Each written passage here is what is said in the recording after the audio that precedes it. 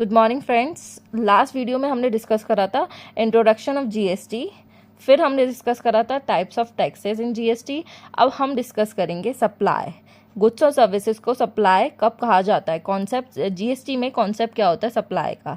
Supply में हमारे चीज़ें क्या क्या इंक्लूड होती हैं। सप्लाई में इंक्लूड होता है हमारा सेल मतलब रिवेन्यू, हमारा ट्रांसफ़र, एक गुड्स को हमने ट्रांसफ़र करा है in exchange of another goods.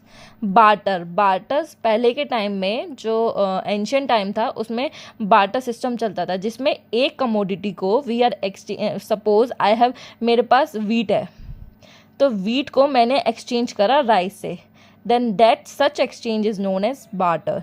Then licence, rental, lease and disposable. तो बेसिकली सप्लाई में एक sale, transfer, exchange, barter, licence, rental, lease and disposable include करे जाते हैं।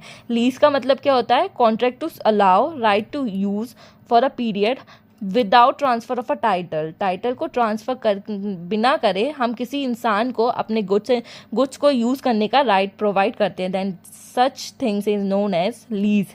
एक्सचेंज क्या होता है, हमने एक चीज़ के बदले में दूसरी चीज़ को एक्सेप्ट करा या फिर अडॉप्ट करा, उसे कहते हैं एक्सचेंज। द स्वैप और transfer for a equivalent with use of money.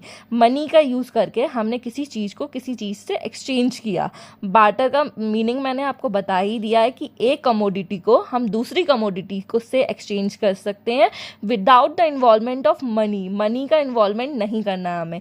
जैसे यहाँ पे हमने वीट को एक्सचेंज करा था राइस से, तो इस चीज़ में हमने मनी का इन्वॉल्वमेंट नहीं करा था, तो then that such thing is known as barter. पहले हम इस चीज़ को बार्टर सिस्टम भी बोलते थे, तो इसको भी हमने सप्लाई में इंक्लूड करा है। सेल का मतलब तो आप जानते ही हो कि ओनरशिप का ट्रांसफ़र करना। तो बेसिकली एलिमेंट्स, सप्लाई में एलिमेंट्स कितने होते हैं, सप्लाई किस किस चीज़ को कहा जाता है और कब हम ट्रीट करेंगे कि ये चीज़ हमने सप्लाई ट्रीट करी है या नहीं है। तो सप्लाई में क्या इंक्लूड होता है, डन। पहली चीज़, सप्लाई कंसिडरेशन के लिए होनी चाहिए, मतलब अगर हमने किसी चीज़ को सप्लाई करा है तो उस चीज़ के बदले में हमें पैसे मिलने चाहिए, तो कंसिडरेशन होता है। कंसिडरेशन या तो हमें कमोडिटी के केस में हुआ है या फिर मनी में मिला है हमें कंसिडरेशन। कंसिडरेशन ऑलवेज प्रेजेंट होना चाहिए। देन सेकंड चीज़, in the course of furtherance of the business. हमने जीएसटी के केस में क्या होता है, सप्लाई के केस में अगर कोई चीज़ हमने सेल करी है, ट्रांसफ़र करी है या फिर एक्सचेंज भी करी है, अगर हमने उस चीज़ को हमने अपने बिजनेस पर्पज़ के लिए यूज़ करी है तो in such case that thing is treated as supply. अगर हमने उसको पर्सनल पर्पज़ के लिए यूज़ करी है या किसी भी चीज़ के लिए यूज़ करी है तो उस चीज़ को हम सप्लाई नहीं मानेंगे जीएसटी के अंडर। अंडरस्टैंड। तो अब हम जाते हैं सेकंड चीज़ पे।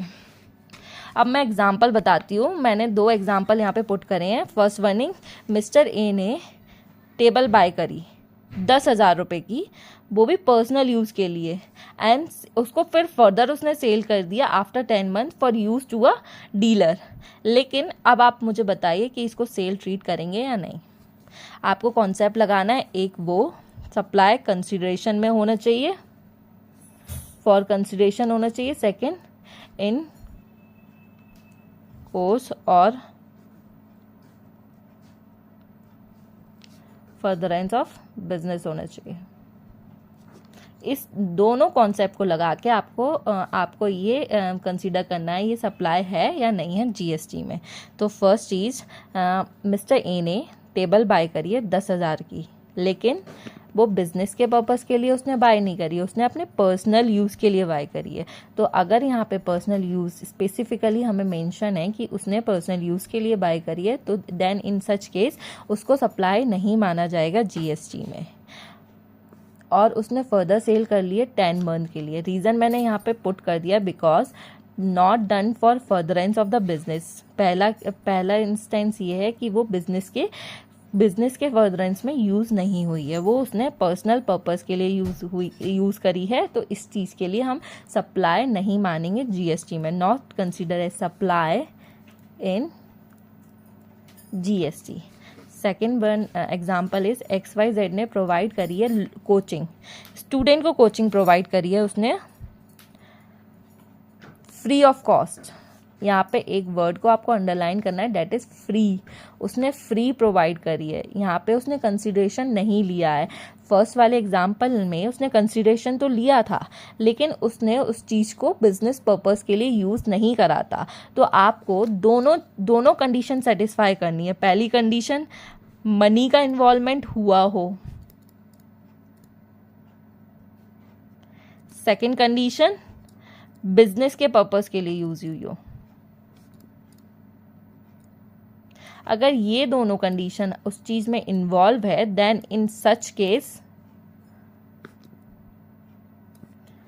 Treated as